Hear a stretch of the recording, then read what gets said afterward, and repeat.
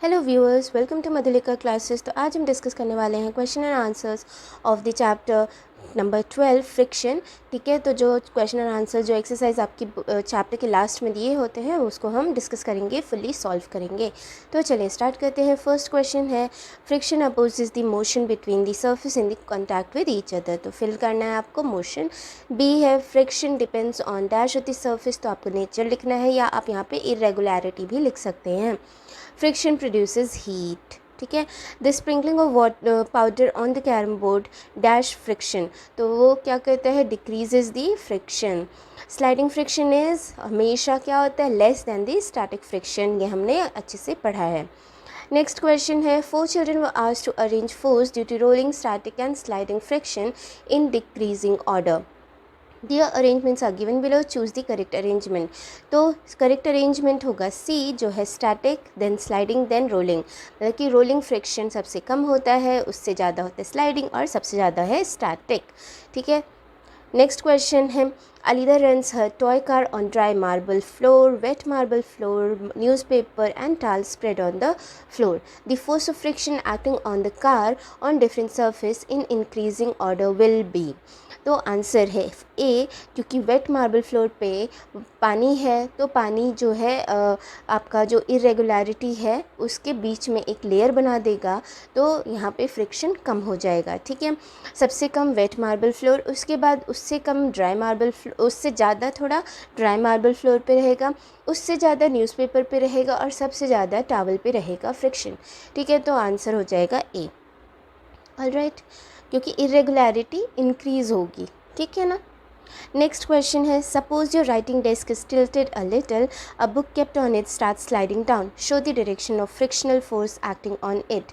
तो frictional force हमेशा opposite direction में लगता है of the motion of the object. ठीक है, अगर ये स्लाइड हो रहा है डाउनवर्ड, देन फ्रिक्शन जो फ्रिक्शनल फोर्स है वो किधर लगेगा, इट विल एक्ट अपवर्ड, जो the direction opposite to that of sliding book. ठीक है, तो यही आपको लिखना है। नेक्स्ट क्वेश्चन है, you spill a bucket of soapy water on a marble floor accidentally, would it make it easier और more difficult for you to walk on the floor, why? So देखो, अ सोपी water जो है वो क्या करेगा, आपके फुट के और जो फ्लोर है उन दोनों के बीच में एक जो इरेगुलरिटीज़ है, जहाँ पे इंटरलॉकिंग होनी चाहिए, वहाँ पे ये एक लेयर बना देगा। जब यहाँ लेयर बन जाएगी तो फ्रिक्शन नहीं है वहाँ। ठीक है, frictional force will not work there, और वो क्या करेगा, उसकी वजह से फ्लोर आपके लिए स्लिपरी हो जाएगा। ठीक है, you will be unable to walk on that floor. So the layer of soap makes the floor smooth, due to which the friction is reduced. This makes the floor slippery and the foot cannot make a proper grip on the floor. Therefore, it is difficult to walk on a soapy floor. We may slip on that floor. Alright? समझ गए? चलो next question है, explain why sportsman use shoes with spikes. ठीक है, तो sportsman के shoes spikes के साथ इसलिए होते हैं to increase the friction, so that shoe जब वो खेल रहे हैं, भाग रहे हैं, तो वो स्लिप ना हो। ठीक है ना, तो फ्रिक्शन को इंक्रीज़ करने के लिए होता है। Seventh question, Iqbal has to push a lighter box and Seema has to push a similar heavier box on the same floor. Who will have to apply larger force and why? तो हमने ये पढ़ा हुआ है, जो जितना heavy box होगा उतना ज़्यादा आपको फ्रिक्शनल फोर्स लगेगा, और उसको स्लाइड कराने के लिए, मूव कराने के लिए उतना ही ज़्यादा आपको फोर्स लगाना पड़ेगा। So a heavy object produces more friction as it is pressed hard against on the opposite surface.